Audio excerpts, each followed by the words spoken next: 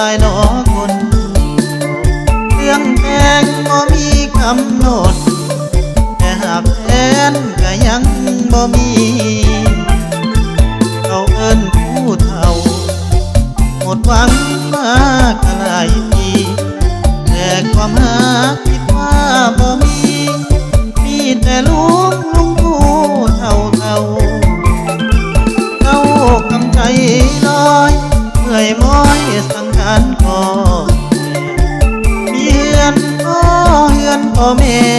เฮือนเฮาแท้คิดแล้วมันเหงายามบัดเชิญมาลักหลังว่าคู่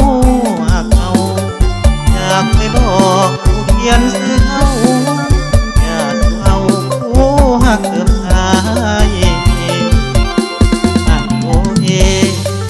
เกิดมาเซ็งบ่เห็นกันคิดมาแล้วเป็นตาเบื่อเหลือใจอยากลองทำให้ผู้สาวโสดทลายผู้อาสาผู้มาปีกายแต่เขาบ่ได้เอาใจใส่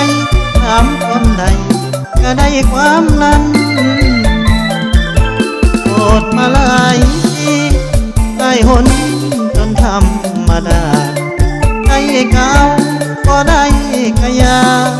อยู่มานี่ยังได้หลายวันลูกหลานเล่นหลอด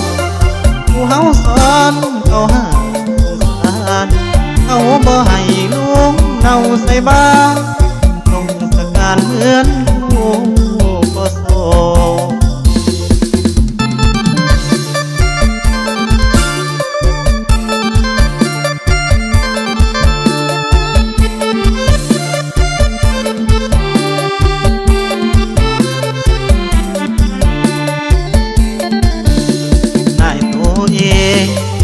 เกิดมาเซ็ง